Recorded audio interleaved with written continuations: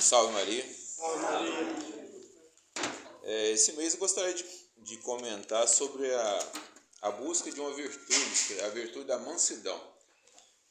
Nosso Senhor diz, né? Aprendei de mim, sou manso e humilde de coração. Todas as virtudes, elas são um remédio contra os pecados, principalmente o que a gente chama de pecados, 7 pecados capitais, né? Os pecados capitais são as tendências que a gente tem de fazer alguma coisa errada. Todo mundo, por causa do pecado original, tem essas tendências ao errado, né? Então, quando a gente busca o que é certo, na imitação de Jesus, a gente está buscando as virtudes, né? A virtude da mansidão é a virtude que a gente vai combater o pecado da ira, ou da raiva, vamos dizer assim, que é uma tendência que todo mundo tem, em maior ou menor grau, que a gente deve buscar vencê-la, porque todos os pecados afastam a gente de Deus. Eu vou usar como base bastante, vou falar um livro esse livro aqui chamado Escada do Paraíso, que é escrito por um santo chamado São João Clímaco. Ele trata essas doenças como o mesmo modo que o médico trata as doenças naturais, né? O médico ele vai buscar a causa da doença primeiro, e com a causa ele sabe qual o melhor remédio aplicar. Então, a cada pecado ele chama de doença espiritual. Ele comenta qual a causa, o que causa aquilo na gente, e depois os vários remédios que a gente pode tratar. Então ele passa por todas as doenças, e eu vou falar especificamente sobre a doença espiritual da ira, né, que é a virtude contrária à mansidão. Mas é bem resumido, né, que isso daria assunto para muito tempo. Ele diz que principal causa da ira na gente é o desejo irrealizável, que é quando a gente quer alguma coisa e não consegue. E se você analisar a vida da gente, toda vez que a gente fica bravo é por causa disso. É quando você quer uma coisa e não tem. E isso a gente vê muito numa criança pequena, é a birra, né? A criança bate o pé, emburra a cara e faz uma birra. E se a gente se analisar, se analisar bem, quando a gente fica bravo, principalmente por uma coisa que não é para tanto, né, a tal da tempestade em copo d'água, é uma birra que a gente está fazendo. Então, por isso que Nosso Senhor diz, aprendei de mim que sou manso e humilde. Então, o primeiro remédio contra a ira, a raiva, é a humildade, né? É você analisar se aquilo que está te provocando raiva é realmente grande daquele tamanho que você está achando. Porque o que é o contrário à humildade é soberba, é o orgulho. Então, muitas vezes a gente se ofende porque a gente se acha grande demais. Não, eu me acho grande, então a ofensa que eu senti também é grande. Na verdade, não é nem tanta coisa assim para eu ficar bravo, mas como eu me acho muita coisa, qualquer coisinha eu faço tempestade, né? Eu me acho que aquela ofensa é grande demais em mim. E também, que já é uma coisa mais grave, quando eu começo a alimentar aquela ira em mim, principalmente se for contra uma outra pessoa, aquilo é um sentimento de vingança escondido. Começa a ficar mais perigoso. Eu começo a alimentar um ódio pela outra pessoa que me provocou. Então, por isso que a gente tem que cortar logo na raiz, no primeiro estágio, ver se aquilo é uma coisa grande mesmo. Porque se eu ficar achar que ou mesmo que seja, eu não conseguir relevar de outros modos, aquilo começa a alimentar uma coisa que vai ficando mais pior. Começa a alimentar um ódio que seja secreto ou aberto. Ele chama de memória da injúria. Eu fico relembrando aquilo o tempo inteiro. Que você pode alimentar a ira de dois modos. A explosão, né? Você explode com a situação. Ou também alimentar aquilo interno. E ele até ensina que o modo para eu discernir se realmente eu estou com raiva de alguma coisa é se quando eu estou longe do objeto que me causa raiva, eu estou relembrando aquilo toda hora. Então isso é um sinal claro de que eu estou com ira no coração, com raiva. Você está longe do objeto, com uma coisa você está perto, né? Aquilo te provoca, outra coisa você está longe, mesmo longe aquilo vai te provocando no coração. Então o primeiro exemplo também, né? O exemplo de tudo é Nosso Senhor, né? Nosso Senhor é o único que não merecia receber nenhuma injúria, mas ele não respondeu às injúrias que ele recebeu na mesma proporção, né? Então a gente tem que sempre pensar nisso, né? É porque o que causa muito esse sentimento de raiva na gente é o sentimento de injustiça. a gente acha, não, eu não mereço passar por aquilo que eu estou sofrendo. Então a gente normalmente fica bravo, né? Mas Jesus, ele era o único que não mereceu e que mais passou por injúrias, né? Ainda mais ele passou por causa da gente. Então outro pensamento que a gente tem para combater isso pode ser que eu não esteja merecendo passar por aquela injúria que eu recebi, mas às vezes eu mereço, vamos dizer assim, eu mereço passar por aquilo por outras coisas erradas que eu fiz. Pode ser que aquela coisa que eu estou sofrendo eu não fiz errado, mas a vida da gente é cheia de pecados e a gente tem que pagar aqueles pecados de alguma forma. E é infinitamente melhor pagar os pecados nessa vida de uma vez, né? Porque na vida eterna, mesmo que seja o purgatório, já é muito mais pesado. E se a gente não se converter, né, que aí é muito pior do que a condenação eterna. Então o que a igreja ensina? Quando eu estou passando por uma coisa que eu não mereço, é olhar para o nosso Senhor. Ele também não merecia e passou por aquelas injúrias.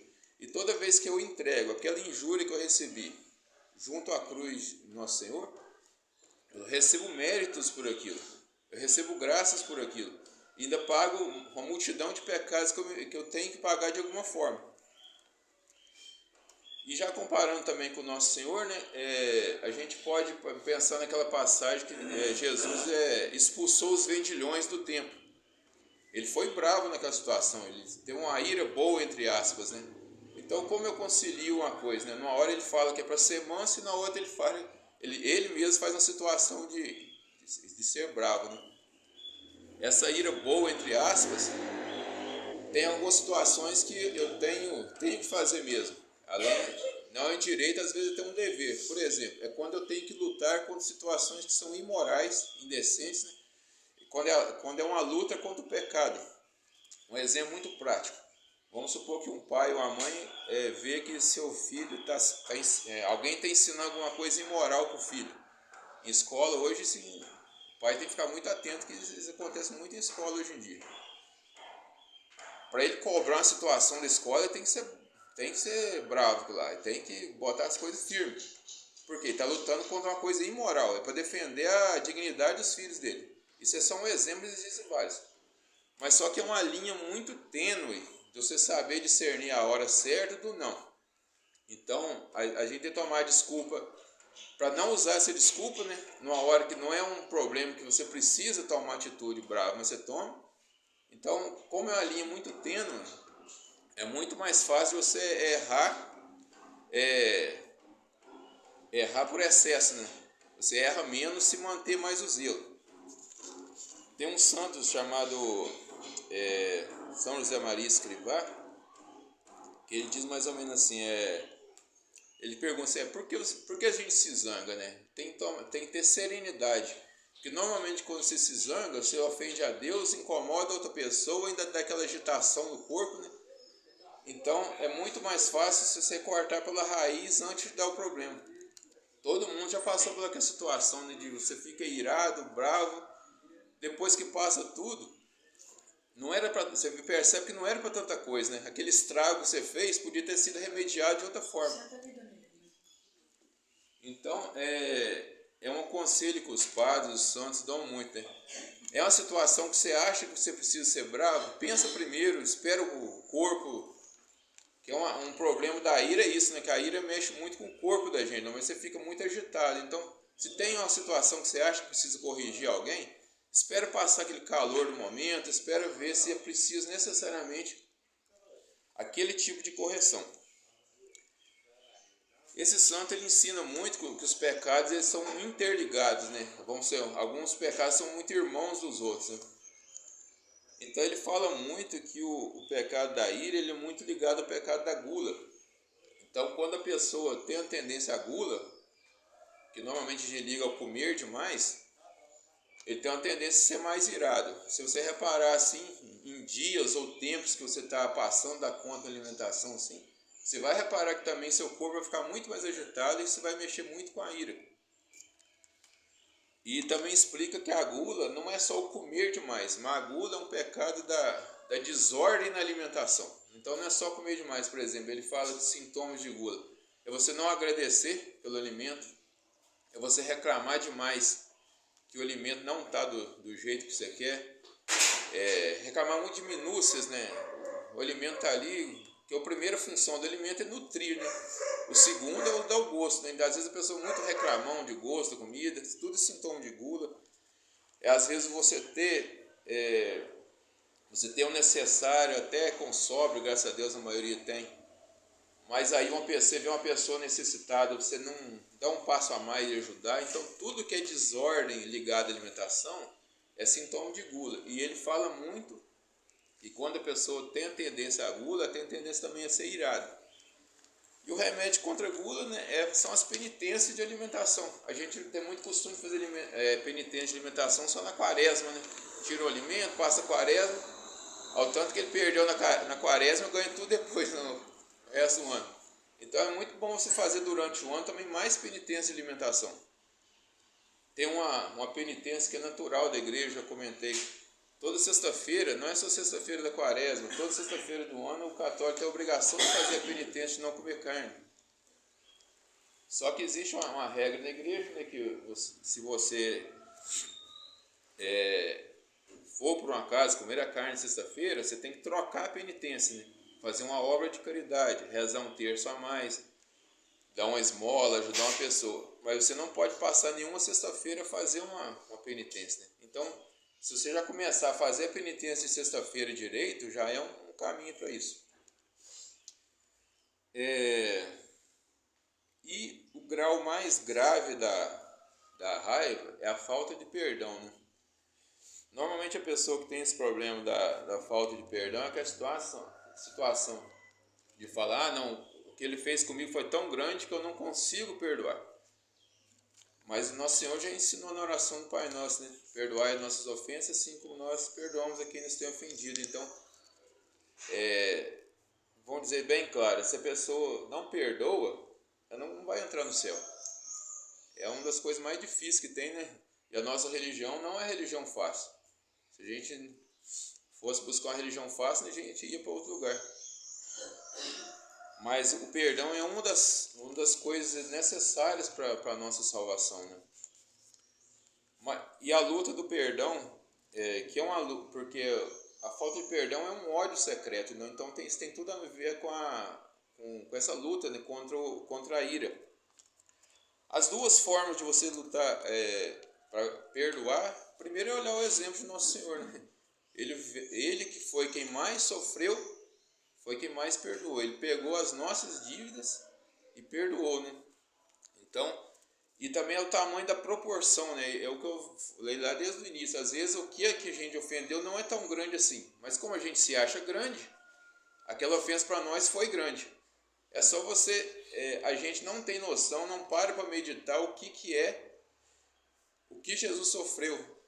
Imagina, se a gente sofre pelo nosso sofrimento, Nosso Senhor ele pegou o sofrimento de toda a humanidade, todos os tempos juntos. Então, ele só sobreviveu porque ele é Deus encarnado. Senão, uma pessoa simplesmente humana não suportaria. Então, a gente tem que ter essa noção do tamanho do sofrimento de Cristo, o que ele passou e ele perdoou. É aquela passagem naquela parábola que a gente pode comparar. O funcionário devia uma dívida muito alta ao patrão. O patrão perdoou ele. Aí ele saiu ali fora e condenou uma pessoa que tinha uma dívida muito menor. Essa proporção de tamanho a gente tem que pensar muito. A dívida que Deus perdoou com a gente é infinita. Ele deu o céu para nós. Se não fosse Deus, todo mundo estaria... Se não fosse Jesus ter morrido para pagar os nossos pecados, a gente estaria automaticamente condenado ao inferno. Então, ele pagou uma dívida infinita. E qualquer pecado que cometa contra a gente não tem nada de infinito.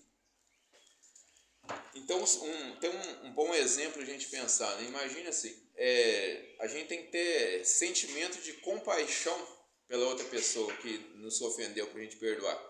É querer o bem dele. O principal bem que você quer para uma pessoa é a salvação da alma dele. Se a pessoa te ofendeu, não necessariamente você vai precisar conviver com ela de novo. Caso de família, mas obviamente você tem que conviver com a pessoa. Mas nem em todo caso você precisa voltar a conviver, mas você precisa querer o bem dela. O maior bem que você quer da pessoa é a salvação da alma dela. Então você precisa começar a rezar pela conversão dela. Porque se ela cometeu um mal, ela também fez um mal contra Deus, principalmente se for um mal grave. Um bom exemplo, a gente pensa, meditar nisso é assim: imagine com o pai, ele tem uma loja, um negócio, um filho dele que está no mau caminho, o filho dele entra, rouba a loja, quebra, rouba o dinheiro, gasta o dinheiro, acaba com tudo. Depois a polícia descobre e prende esse filho por muito tempo. Esse pai vai sentir uma dor muito grande pelo roubo, destruição do bem dele material. Mas só que a dor dele por ver um filho todo desgraçado, sem nada, perdido, preso, a dor pelo filho é maior.